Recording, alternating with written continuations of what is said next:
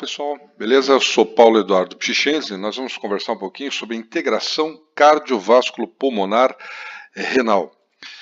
Eu fiz 2 casos clínicos onde nós vamos discutir, complementar, organizar, enfim, vamos ver como é que vai ficar essa dinâmica, acho que vai ficar legal. Primeiro caso clínico. Imagine que você é um médico e foi contratado para trabalhar por 70 dias na capital da Bolívia, La Paz, que está a uma altura de 3.640 metros acima do nível do mar.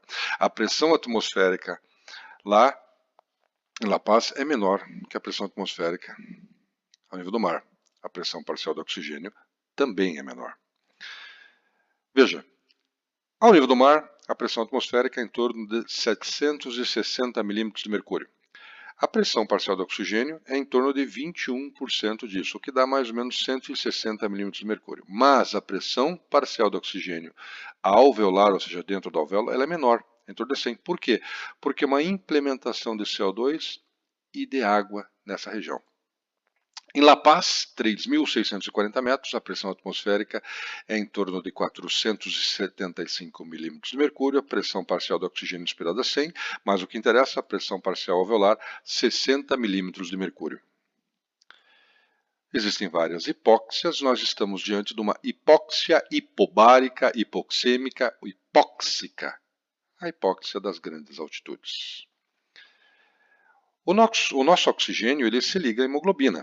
Né? Há uma pressão parcial de oxigênio em torno de 100, você tem uma saturação de oxigênio na hemoglobina em torno de 98%. No nosso caso aqui, nós temos uma pressão parcial de oxigênio em torno de 60%, uma saturação de oxihemoglobina em torno de 90%. A título de curiosidade, nessa saturação em torno de 90%, cerca de 30% das pessoas têm diminuição da acuidade visual no momento agudo inicial. Pois bem, a nossa resposta fisiológica a uma hipóxia hipobárica, ela pode ser dividida em 3 fases. As respostas agudas, que ocorrem nos primeiros segundos, minutos de exposição, as respostas adaptativas, que ocorrem em dias, semanas, e a aclimatação, que ocorre meses a anos após. Primeira pergunta que eu faço para vocês, seres humanos. Qual receptor regula a resposta hipóxica inicial aguda? Quer dizer, vocês acordaram de madrugada, foram lá pro Afonso Pena, entraram no aviãozinho. Esse aviãozinho daí, quando pousa lá em La Paz, abre-se a porta do avião, você se depara com essa hipóxia hipobárica. Qual é o receptor que inicialmente é ativado? Os quimiorreceptores periféricos. Vejam, os nossos quimiorreceptores, tanto periféricos quanto centrais, eles parecem ter sido realmente planejados, né, essa palavra, para monitorar a função dos pulmões, ou seja, o controle respiratório. Mas também os quimiorreceptores ajudam a regular a função cardiocirculatória. É o binômio perfusão-aeração. Beleza? Você tem que entender que os quimiorreceptores eles são órgãos sensoriais e eles vão ser importantes no controle da homeostasia dos gases sanguíneos, nessa faixa estreita de normalidade. O CO2 é o estímulo primário para as mudanças de ventilação, quer dizer, é o controlador químico mais importante da ventilação, percebido tanto pelos quimiorreceptores periféricos quanto os centrais. O O2 e o pH do plasma estimulam os quimiorreceptores periféricos, desempenhando, quando você compara com o CO2, um papel menos importante em situações normais, tá? E é até meio contraditório, né? Porque a responsabilidade mais importante dos quimiorreceptores periféricos é detectar alterações da PO2 arterial. Mas surpreendentemente, veja, surpreendentemente os quimiorreceptores periféricos são relativamente insensíveis às mudanças de PO2. Na maioria das circunstâncias normais, o oxigênio não é um fator importante na modulação da ventilação. Para que ele seja percebido pelos quimiorreceptores periféricos, a PO2 arterial ela deve cair para menos de 60 milímetros de mercúrio. Beleza? No entanto, qualquer condição que reduza o pH plasmático ou aumente o PCO2 vai ativar os quimiorreceptores periféricos. Então vamos lá. Vocês estão no aviãozinho, abriram a porta, perceberam, né, o seu corpo, através dos quimiorreceptores periféricos que são sensoriais, perceberam a hipóxia hipobárica no sangue. Eu falei para vocês que a PO2 arterial ela só vai estimular os quimioreceptores periféricos se ela for de 60 mmHg, acima disso não vai estimular. Já PCO2 maior 40 ou pH menor de 7,4 também estimula os quimioreceptores periféricos. Os quimioreceptores periféricos são essas células chamadas células glomais, que são ricamente vascularizadas, então o vaso sanguíneo passa com os gases aqui, no caso uma PO2 muito baixa, estimula essas células glomais que vão mandar essas informações, vão gerar um potencial de ação para os nervos sensitivos. Esses nervos sensitivos, aqui a gente vê os corpos ou glomos aórticos, os corpos ou glomos carotídeos, no seio carotídeo, na bifurcação da carótida. As informações captadas pelos corpos aórticos vão ser levadas aos centros de controles respiratórios via nervo vago. As informações captadas pelos corpos dos seios carotídeos vão levar as informações para o centro de controle respiratório via nervo 9, nervo grosso faríngeo. Então vamos lá. Os nossos quimioreceptores periféricos chegaram à conclusão, eles captaram essa baixa PO2, mandaram as informações para o centro de controle respiratório, ali ele vai analisar, vai interpretar a baixa PO2 e vai mandar uma resposta efetora. As respostas efetoras originárias do centro de controle respiratório são nos músculos da ventilação, o principal músculo respiratório é o músculo diafragma. Então veja só, o centro de controle respiratório ele interpreta o seguinte: tem pouco O2, como é que eu faço para ir mais O2 lá, para dentro do corpo? Aumentando a frequência respiratória e aumentando o nosso volume corrente. Lembra desse gráfico? Ó? O volume corrente, que é o volume respiratório normal. Agora vocês estão aí vendo eu conversar aqui com vocês, sentado na cadeirinha de vocês, tendo a respiração normal de vocês. A respiração normal de vocês, ela está nesse volume corrente. Vocês têm uma reserva inspiratória, vocês têm uma reserva expiratória, tem um volume residual. Então, o que o corpo interpreta aqui, o centro de controle respiratório? Vou fazer com que o pessoal respire um pouquinho mais dentro desse volume de reserva inspiratório, dentro desse volume de reserva expiratória. Vou aumentar esse nosso volume corrente. Isso é uma forma de entrar mais ar. Entrando mais ar, você pode pegar mais oxigênio desse ar. Beleza? Mas os nossos quimioreceptores periféricos também estimulam o centro de controle cardiovascular. Na realidade, a diminuição de PO2 vai ser interpretada pelo centro de controle cardiovascular da seguinte forma: não está tendo oxigênio, quer dizer, provavelmente pode estar acontecendo aí uma hemorragia que está fazendo com que não está indo sangue, quer dizer, está diminuindo o débito cardíaco. É isso que ele interpreta. Convém aqui a gente relembrar um pouquinho quais são as possíveis respostas do centro de controle cardiovascular. Veja, as informações que chegam ao centro de controle cardiovascular, seja através dos quimioreceptores, seja através dos baroreceptores, elas vão ser interpretadas pelo centro de controle cardiovascular, o qual vai iniciar uma resposta via sistema nervoso autônomo simpático e parasimpático, podendo estar associada pela via hormonal, que vai fazer uma atuação direta no coração e nos vasos sanguíneos. Beleza? Quando nós falamos em sistema nervoso autônomo, nós falamos em terminações nervosas, adrenérgicas, colinérgicas, né? Você fala em neurotransmissor, uma fibra nervosa, um neurotransmissor que vai ligar outra fibra nervosa ou vai ligar um órgão efetor. Beleza? Quando você fala do sistema hormonal, você está falando do seguinte: há uma fibra, um sistema nervoso autônomo simpático, manda uma informação para a suprarrenal, a suprarrenal vai produzir hormônios, adrenalina e noradrenalina, beleza? E já vou adiantar para vocês que quando se fala em resposta hormonal, o estímulo para a resposta hormonal, ele é atividade física ou emocional, estresse, susto, vou fazer exercício, esses são os estímulos para a resposta primordialmente hormonal. Então, nossa suprarrenal produz adrenalina e noradrenalina, que vai via sangue para o coração e também vai fazer a sua atuação nos vasos sanguíneos. Isso sempre acontece. Então, o que acontece aqui? Essa figura resume muito bem.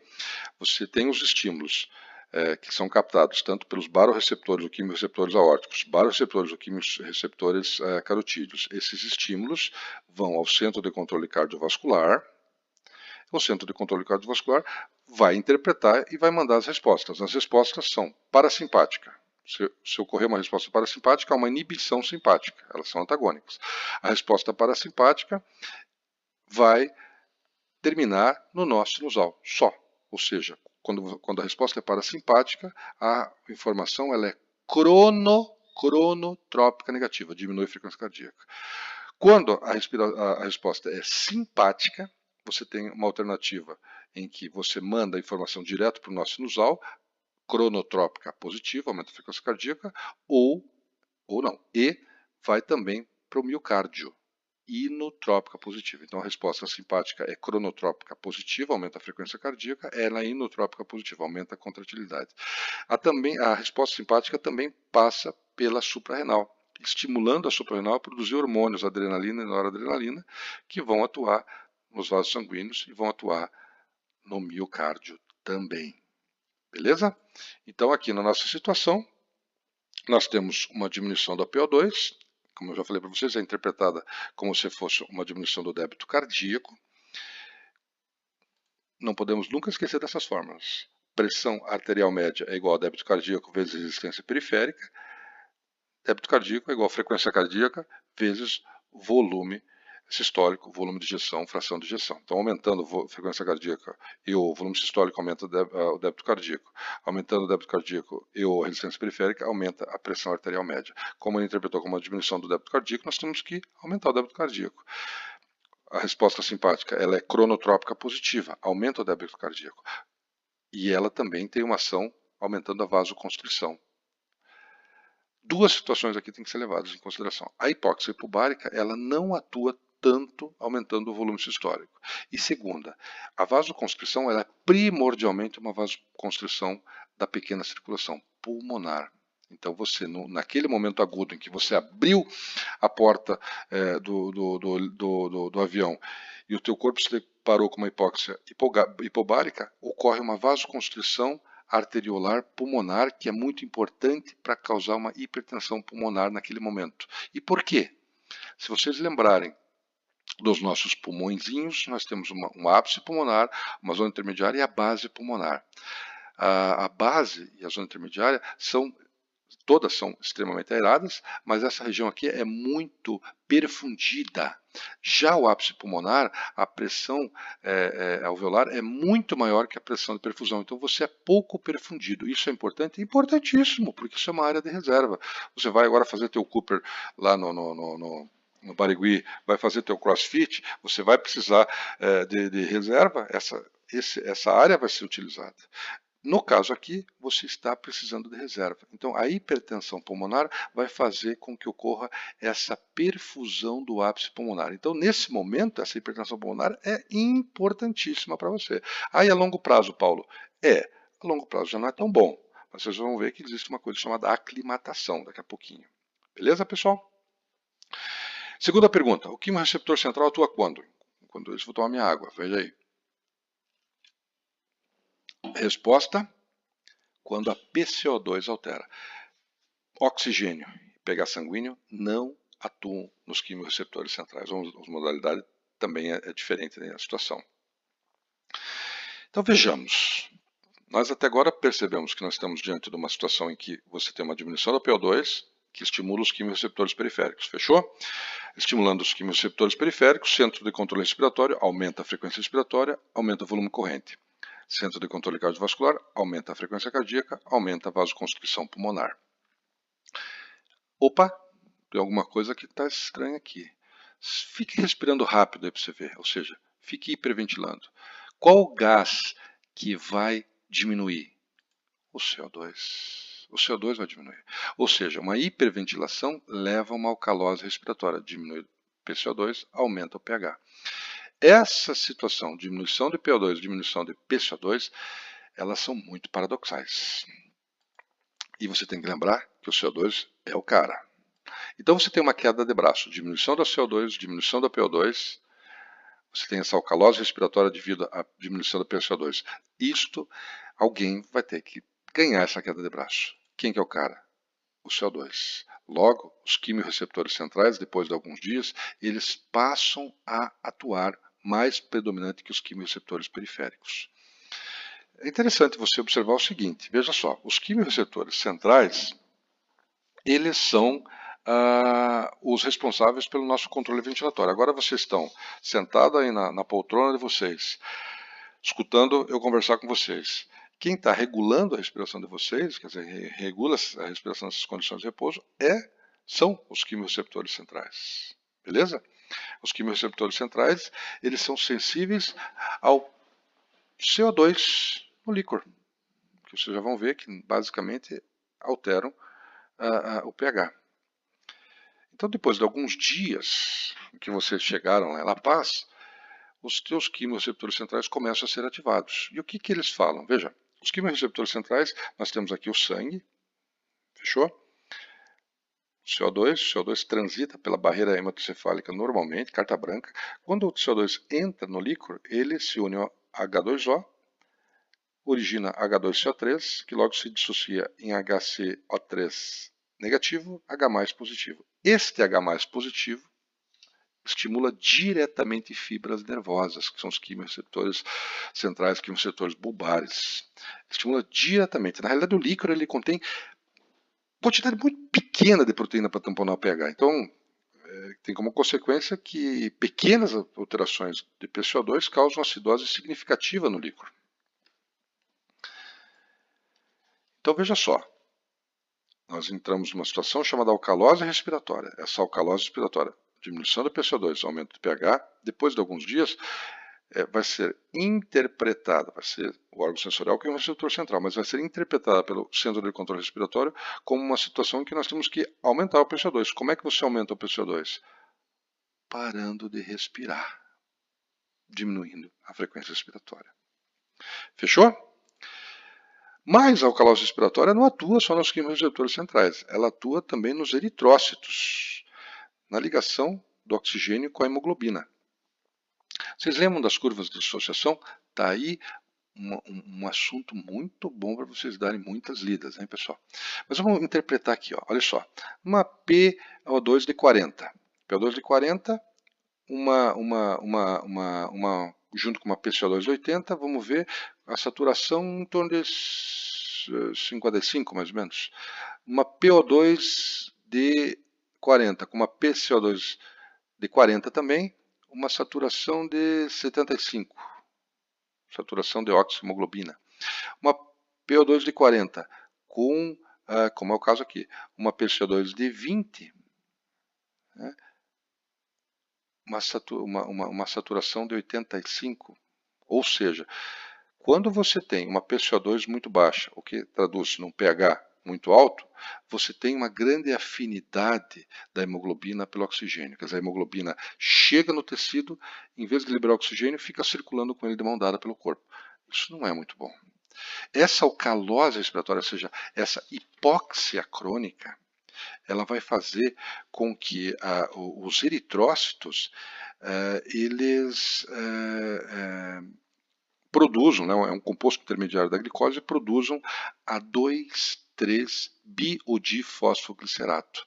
E qual a função desse metabólito? É diminuir a afinidade da hemoglobina pelo oxigênio. Ou seja, fazer com que a hemoglobina, quando chegue no tecido, mesmo com alcalose respiratória, mesmo com pH alto, com PCO2 alto, libere esse oxigênio, o que tem que ser feito, né?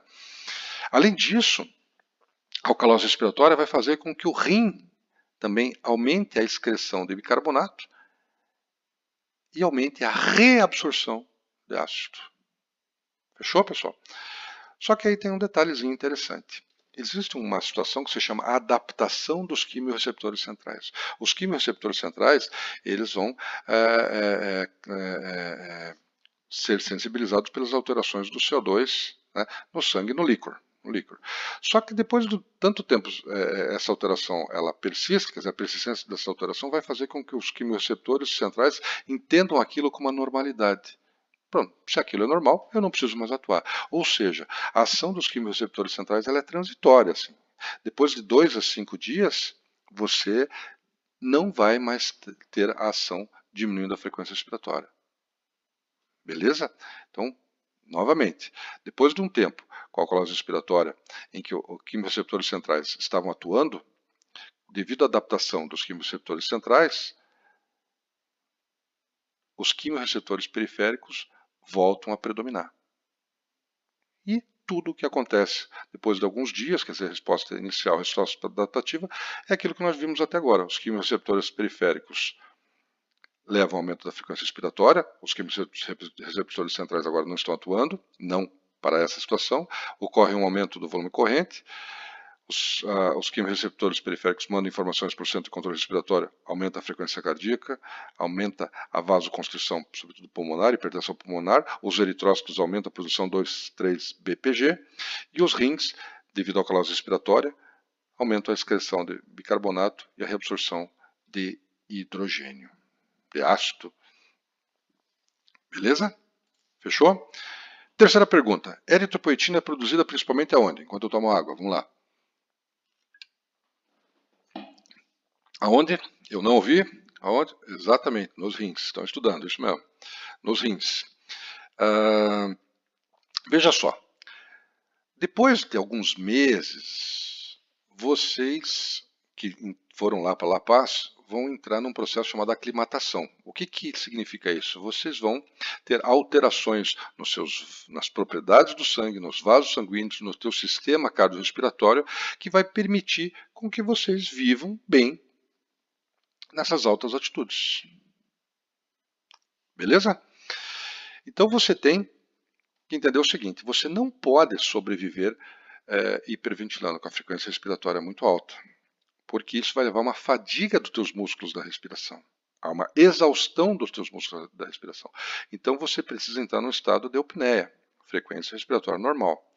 Para isso, existem alterações cardiovasculares e pulmonares. Basicamente, ocorre um aumento da capacidade de difusão pela membrana respiratória. Aumento da capacidade de difusão pela membrana respiratória. Vocês lembram de quem compõe a membrana respiratória? Lembram? Está aqui, ó.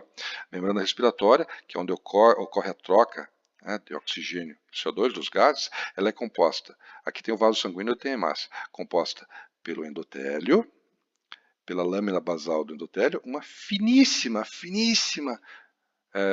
lâmina do espaço intersticial, uma lâmina basal lá dos podócitos, do epitélio alveolar, e os podócitos célula-alveolar. Lembra que tem os podócitos não, pneumócitos, isso é só para pegar uma pegadinha. Os pneumócitos tipo 1, que é o caso aqui, a imensa maioria, e tem os pneumócitos tipo 2, que eu não vou falar o que eles secretam, eu não vou falar, vocês vão ler, beleza? Então, essa é a membrana respiratória.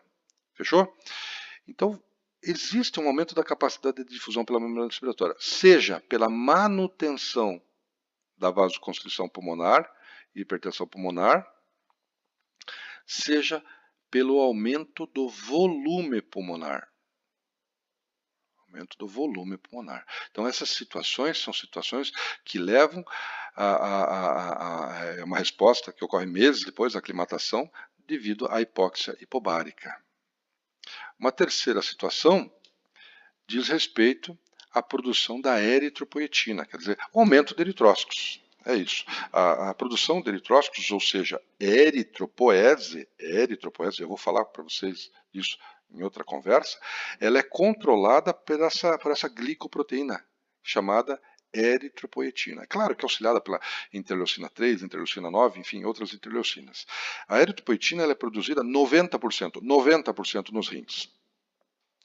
Seja nas células peritubulares do túbulo proximal, seja nas células intersticiais justatubulares do córtex renal, mas ela é produzida 90% no rim. Existe uma pequena quantidade que é produzida no fígado. E o estímulo principal da eritropoetina é a hipóxia. Então, ela vai aumentar a produção de eritrócitos. Então, é comum o paciente, depois de um tempo, ter uma polistemia secundária.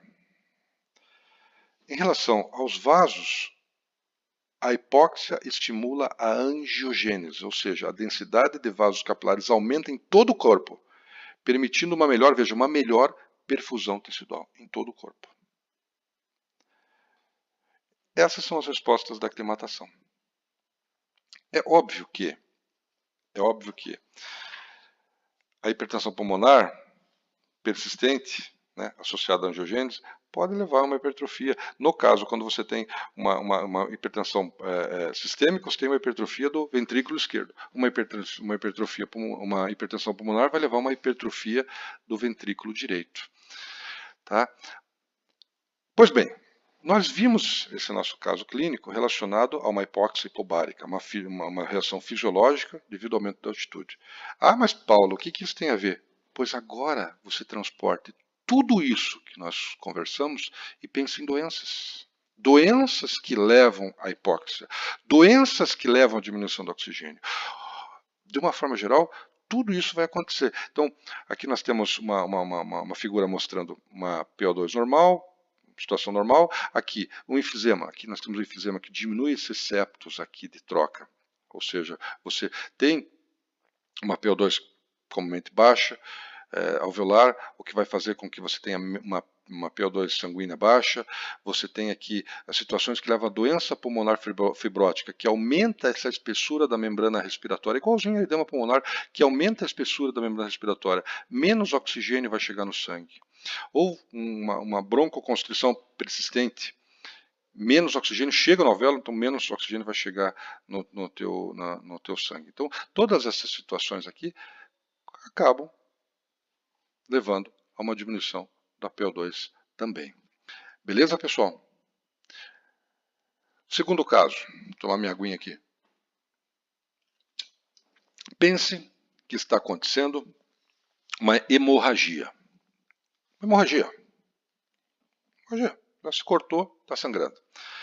Em suma, o que está querendo falar com uma hemorragia é que está diminuindo o volume. Diminuindo o volume, diminui a pressão arterial. Então, esse segundo caso diz respeito a uma situação de uma hemorragia que leva a uma diminuição da pressão arterial. Esse gráfico é um gráfico muito legal. Veja, a diminuição do volume, né, imagine que eu estou ali, me cortei acidentalmente minha artéria radial, está saindo sangue. Menos sangue vai chegar no meu coração, ou seja, diminui o retorno venoso, diminui a pré-carga. Logo, menos sangue sai do meu coração, diminui o meu débito cardíaco. Nunca esqueço dessa forma, né? Pressão arterial média igual débito cardíaco vezes resistência periférica, débito cardíaco igual frequência cardíaca vezes volume sistólico, beleza?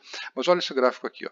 Você tem a tua pressão arterial média, daí tem a ruptura, a hemorragia. A pressão arterial média cai e existem as respostas compensatórias. Depois de algum tempo, você vai ter a tua pressão arterial média normal.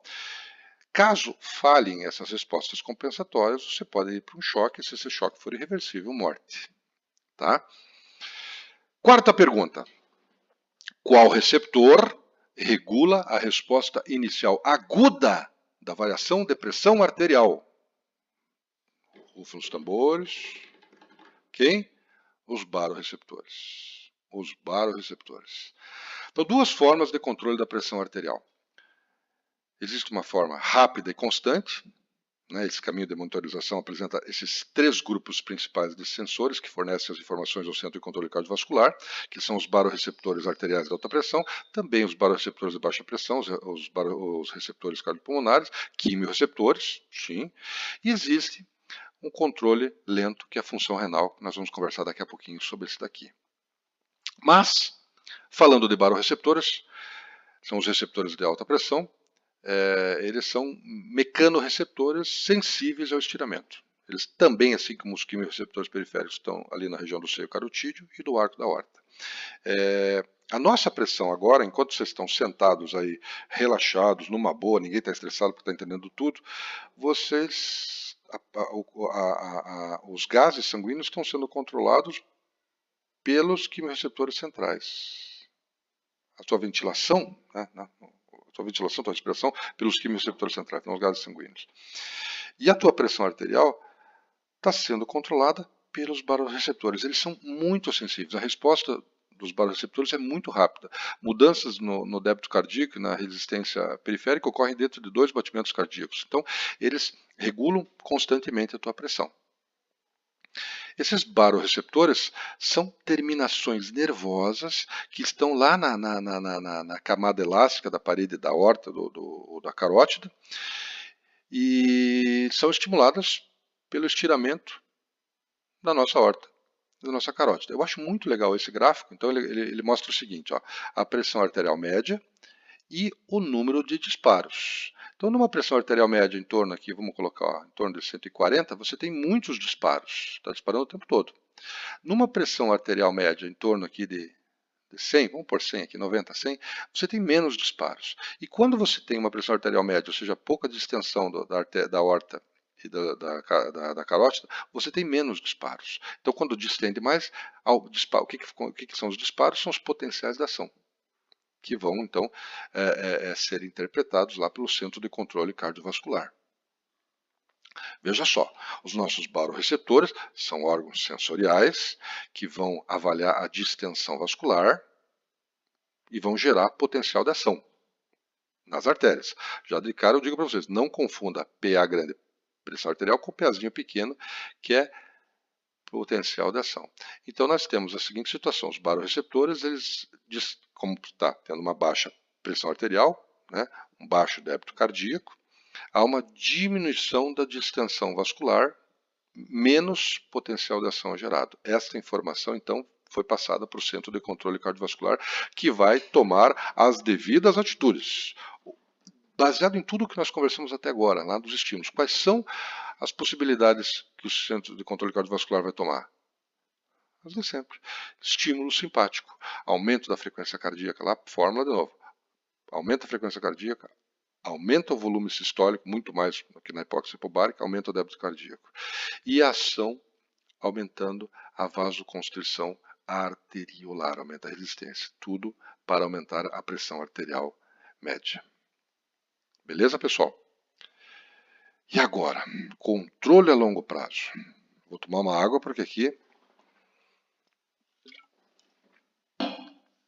a minha intenção, né, a partir desse momento, é tentar organizar a vida de vocês. Eu vou mostrar algumas tabelas aqui para tentar organizar o estudo de vocês. O controle a longo prazo da pressão arterial, ele se dá pelo rim.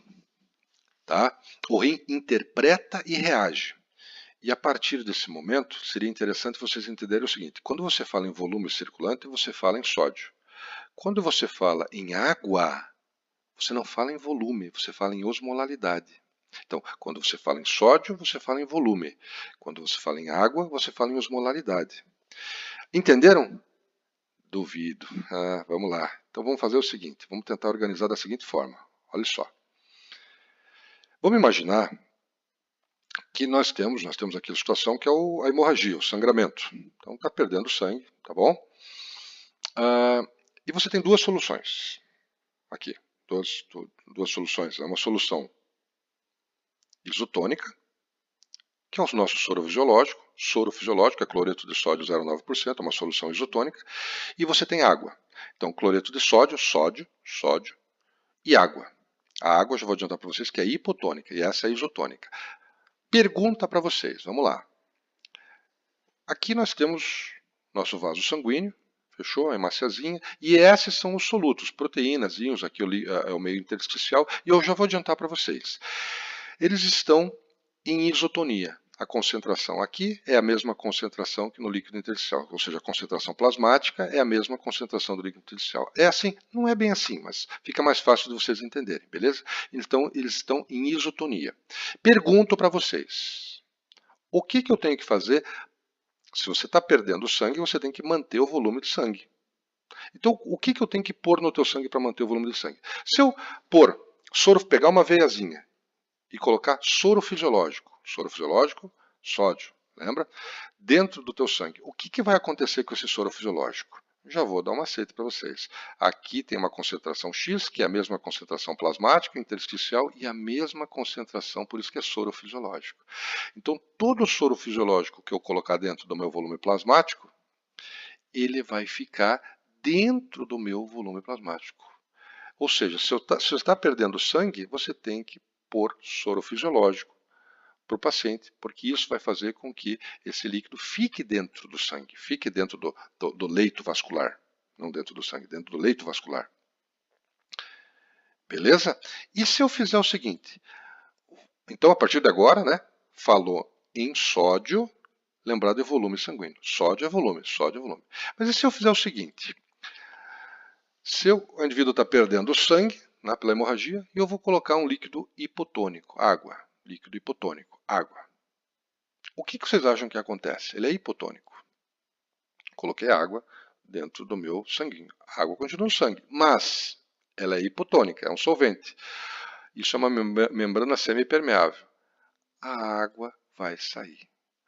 A água, o líquido hipotônico, vai sempre tentar dissolver. Ele vai tentar equalizar a osmolaridade. Ou seja, quando você falar em água, a partir de agora você fala em osmolaridade. Sódio é volume, volume sanguíneo. Água é osmolaridade. Você precisa aumentar a osmolaridade, retira a água. Precisa diminuir a osmolaridade, põe água. Precisa aumentar o volume sanguíneo, põe sódio. Precisa diminuir o volume sanguíneo, perde o sódio. É óbvio que elas se interligam. Mas, de uma forma geral, fica mais fácil vocês entenderem, porque é assim que funciona. Então, vamos lá. Quando você fala do controle a longo prazo da pressão arterial, né, e aqui é o nosso exemplo numa situação de diminuição da pressão, mas qualquer, você tem que entender o seguinte, é no metabolismo da água, perder ou absorver, no metabolismo do sódio, perder ou absorver, que você vai trabalhar. No caso, absorção de água e absorção de sódio, a gente só aumenta a água no corpo quando a gente ingere água no corpo. A gente só aumenta sódio no corpo quando a gente ingere sal. Existe uma relação possível do centro de controle cardiovascular estimulando a sede, da aldosterona retém sódio, mas a absorção externa é só pela ingesta. Então, quando você fala em controle a longo prazo, você vai falar na perda. Como assim na perda? Você tem que controlar a perda. Ou você aumenta a perda ou diminui a perda, tanto de sódio quanto de água. Vou repetir. Para fazer o controle a longo prazo renal da pressão, você vai ter que aumentar ou diminuir a perda de água ou de sódio, conforme a necessidade. Como o nosso exemplo é a diminuição da pressão, não há dúvida que é o sistema renina-angiotensina-aldosterona que é o principal responsável pela elevação dessa pressão arterial. Então vamos lá. A minha ideia agora é mostrar algumas tabelas, né? A tabela da renina, da aldosterona, do ADH e da angiotensina 2. Mas eu faço uma outra perguntinha para vocês. Renina. A renina é uma enzima que converte o quê? Vou tomar minha água enquanto vocês pensam. Converte angiotensinogênio em angiotensina. Angiotensinogênio em angiotensina. Ah, tem que decorar isso, Paulo? Demorou, tem que decorar. Angiotensinogênio em angiotensina. Então veja só. A função da renina é aumentar a angiotensina 1. Por quê? Porque ela atua no angiotensinogênio, transformando-o em angiotensina 1. Quem atua na angiotensina 1, transformando ela em angiotensina 2, é a ECA, enzima conversora de angiotensina. Então, angiotensinogênio, a renina atua, angiotensina 1. Angiotensina 1, a ECA atua, angiotensina 2. E é essa angiotensina 2 aqui que tem muitas funções. E quais são os estímulos para a produção da renina? O estímulo é a diminuição da pressão arterial. Pois bem, existem 3 mecanismos que fazem com que você produza renina. O que nós vimos aqui na renal, que a gente entendeu mais, é esse daqui. Ó. Veja só, você diminui a pressão, diminui o fluxo sanguíneo renal, diminui a taxa de filtração glomerular, né, que vai aqui para a cápsula de Bowman, diminui a ida de sódio para o túbulo contorcido distal. Então a mácula densa que está aqui, que é um órgão sensorial, vai ver, tem pouco sódio. Vai mandar mensagem pelas células mesangiais, as células justaglomerulares, que estão aqui na arteriola aferente, o Guyton fala também que estão na arteriola eferente, vão produzir renina. Esse é o chamado estímulo parácrino. Sempre é o estímulo das células justaglomerulares que vai produzir renina. Mas existe uma teoria que diz que o próprio centro de controle cardiovascular, estimulado, manda um sinal hormonal para as células justaglomerulares produzirem renina, que é o estímulo hormonal. E existe também o estímulo pressórico, que diz o seguinte, que as próprias células justaglomerulares seriam baroreceptores e que elas teriam a propriedade de saber se está passando mais ou menos sangue por elas. E se estivesse passando menos sangue, a PA diminuída, eles iriam produzir renina. Então, este é o estímulo e a função da renina. renina, ela é uma enzima que converte o angiotensinogênio em angiotensina 1, daí junto com a ECA você transforma em angiotensina 2. Estímulo para a produção, diminuição da PA. Aldosterona. Aldosterona. Qual a função da aldosterona? A função da aldosterona. A função dela está no nome. Aldosterona. Reabsorve sódio. Reabsorve sódio. Essa é a função da aldosterona. Então, a função da aldosterona é reabsorver sódio. Então nós temos aqui o aumento da aldosterona leva à reabsorção de sódio e leva também à secreção de íons potássio. Existe uma teoria que diz o seguinte: o aumento da reabsorção de sódio aumenta a osmolaridade e esta estimularia a sede. Quais são os principais estímulos? Quais são os estímulos para a produção da aldosterona? Esses amarelos aqui são os principais. O primeiro deles é o aumento do potássio. A isso se dá o nome de hipercalemia.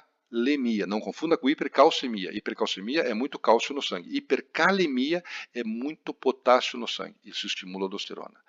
E a própria diminuição da pressão arterial é um estímulo direto da aldosterona. A gente tem que lembrar o seguinte da aldosterona. A aldosterona é um hormônio esteroide, né, sintetizado lá no córtex da glândula suprarrenal. Fechou? Beleza? Existem dois outros estímulos para a produção da aldosterona. É a diminuição própria do sódio, né, que se chama hiponatremia. E, por mais paradoxal que seja, veja só, quando você tem uma osmolaridade muito grande, principalmente quando você tem uma desidratação muito acentuada, você diminui a aldosterona, parece paradoxal. Mas por que você faz isso? Porque a osmolaridade é tão grande que você não pode mais reter sódio, senão o indivíduo vai morrer porque a osmolaridade dele fugiu do controle. Morre antes da desidratação. Então, isso é uma outra situação que pode levar a uma diminuição. Esse é o único aqui que leva a diminuição da aldosterona. Função do ADH. ADH ou vasopressina. Qual a função? O ADH, ele reabsorve a água. Eu já falei para vocês, reabsorveu água significa, se ele reabsorveu, você tem que estar muito concentrado, senão você perde água. Então, ADH, que é a vasopressina, que quando chega lá no ducto coletor renal, lembram lá?